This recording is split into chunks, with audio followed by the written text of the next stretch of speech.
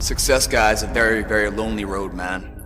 Very few people are willing to endure the pain, the sacrifice, the due diligence to be successful. It's an uphill battle.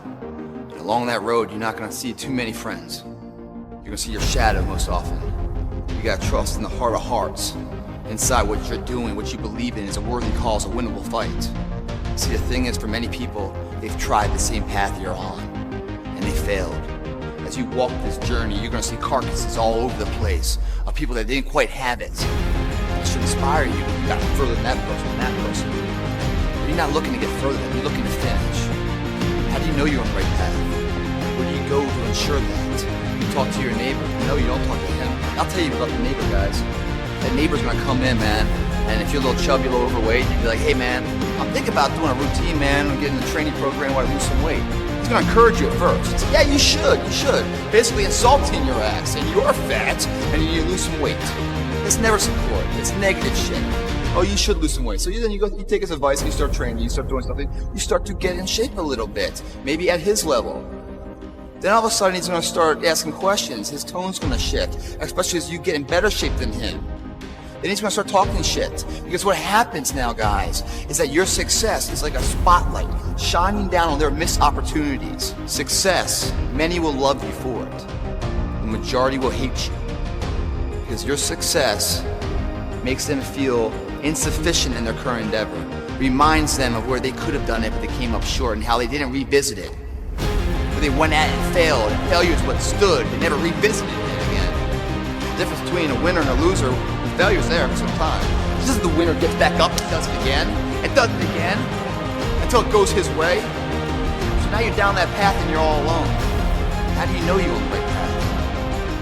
How do you know what you're doing is in the right direction?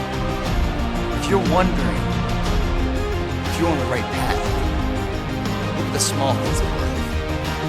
How do you do that? When you wash your car, you spend an hour washing your car. You finish washing, you put the hoses and everything away and the brushes, and you come outside to look at the job you did, but you notice a spot's missing. What do? Do you re-grab the hose and pull it all out and finish the job right, or do you say, you know, it's good enough? And it's good enough.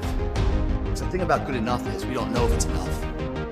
Until the end hour, the final hour, and everything's on the line. That's when we find out if it is enough. And if we come up short, man, doesn't that suck? I promise you guys, today, you never say good enough. Tomorrow, you'll always have enough. What I'm saying is the character of who you are. It's not the title that makes you. It's not the success that makes you. The character defines the success, defines the fame, and it starts right there. Championships aren't won in the theater of the arena. They're won in the thousands of hours in the training room, in the labs, in the 5 a.m. runs, and it's raining, when everyone else is sleeping. That's when it's won. The heart of a champion is a light switch that's always on. It doesn't go on and off when someone's watching. It's constant. It's how you look at something. If your name's attached to it, and you do it right, the best of your ability every single time. If you're dusting your countertops, do you dust around the picture frame, or do you pick the up and dust the entire thing? Do the job right or don't do it at all. That's the same person who has his hand raised on the podium one day. Same mother. How you hold yourself in the small things of life. Build the character winning blocks of the things that we're remembered for. I see them as one and one the same, guys. If you dance right now with no one looking at you, what do you do when no one's watching? Do it then. I guarantee you.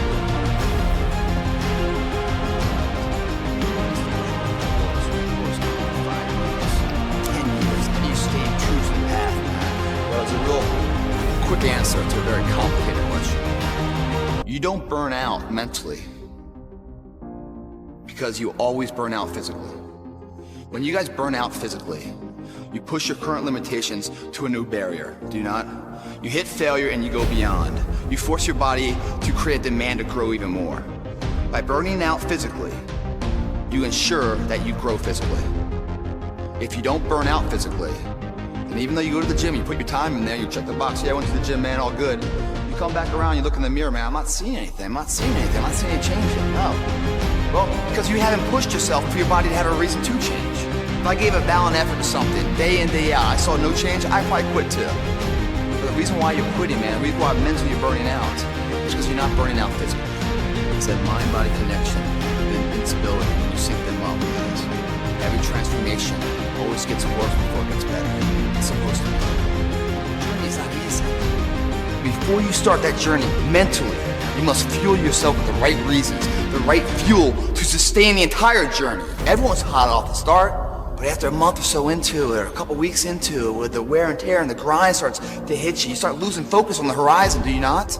You get caught away in the daily hiccups, the ups and downs, and the wear and tear. And you focus on the speed bumps, the daily activities, losing sight of the true purpose. When you lose sight of the purpose, you give too much value of what the pain is today. We always invest today, sacrifice today for tomorrow's betterment. But if we don't know what that betterment is, the want factor of what we're really doing it for, we can't win this war, guys. Once you find out you want, regardless of what it is, then you combine the mind and the body together. That's when life gets exciting, guys. Stories of inspiration where the person overcomes the odds. When you see the good, man, pump the brakes. Put your hands together, man. Give credit where it's due. Remember the name of the person that overcame the odds, because that same person you're going to use in your own battle one day. When you hit rock bottom and you feel like the walls and monkeys on your back and Murphy's hitting you down every single step, you're going to use that inspiration to take that one more step forward that makes all the difference. Let me give you a few examples of these. People that overcome the odds.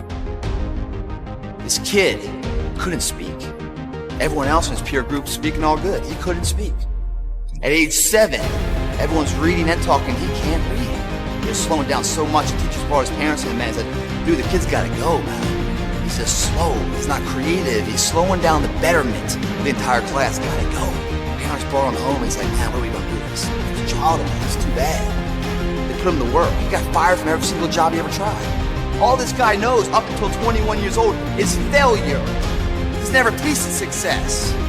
He gets up and keeps trying, Phil. He gets up and keeps trying. Until one day he found out what he wanted, what inspired him. And he gave it everything he had, day in, day out, man. He burned the midnight oil, so he didn't have to stay awake in the midnight hours wondering what if. This guy tried something 1,093 times before it was successful. 1,093 times, man. When the hell have you ever tried something more than 10 times before you throw in the towel? I can't say I have. This guy did. And why? That was what he wanted. How was it nourished? Failure. Everything failed in his life. So when it failed the 1,000th time, it's like, it, man, it's an average day. It always fails. I keep on going, but it eventually got smarter and quicker. And failure made it more and more successful. It's Thomas Edison. Failure, dumbass, his entire life. Get over another 1,000 factors. This process. Knowing what you're about to go into is step one. Knowing it's an uphill battle, but a winnable one and one that's achievable. And at the end of this race, guys, you're going to be more capable. The first step, guys, is knowing it's a tough road. But through that effort, builds the character of the person you want to be at the end. Accept it. Mentally, you have to prepare yourself for it. No one's going to get worse before it gets better. When you embark this journey, you must know that it's going to go down before it comes up. But when it comes up, it's going to go so much higher than you've ever been. You're sacrificing today for tomorrow. As you are, as sharp as you make the arsenal, you can't do anything if you don't have confidence in yourself. We all fall down in life. The question is, who gets back up? You go after and you give it all you have. If you lose, at least you try, man. I failed. It's 10 times more of a man than someone said, what if? Because what if never went to the arena? When you guys find a fear, that fear will either create you or destroy you. I love fear. The reason why? Behind every fear is a person you want to be. Fear is self-imposed, meaning it doesn't exist. You create it, you can destroy it too. It's an intangible. If you face your fears, guys, you will realize it's not that big. And once you face it, you go, oh my God, man, I spent all this time running from it. It was so small. If I just faced it, my God, not only did I face it, I beat it back. Energy's never lost, transferred. That negative energy, that fear, is destroyed. It comes back in as confidence. You're like, what else am I capable of? What else am I holding my back from that I'm capable of more? What am I running from I don't need to? What else can I overcome? You face your fears, you become the person you want to be. You run from your fears, you're not living. You're alive, but you're not taking the freedom. You're not running the day. The day's running you. You always be the fucking servant, not the master, guys. You find a fear, the quickest, easiest way you can beat it is initially, right when it comes in. If you allow it to sit, it will grow roots and start breaking you down, destroying the potential of the person you can be. Again, the champions, guys. It's not their potential, it's not their genetics. It's their perseverance to always show up, always willing to fail, because in failure, that's part of success. Success is not, a marathon of life with just ups. Success is formulated through failures, through facing your fears, through falling down and getting back up. That's what creates the champion. Success does not define us, we define the success. As you battle yourself to perfection, there are going to be days, man, where you're dragging ass. There's every excuse in the world why not to go to the gym. Having that partner is going to assure you get there. We will kid ourselves, man. We will fail all the time on ourselves. But it's a sad motherfucker that fails on someone else's terms. Who the fuck? What happened to old Greg, man? This is a new. Who's this? That's right. The new motherfucker's here to stay. And get the fucking on my plan or get the fuck out of my way.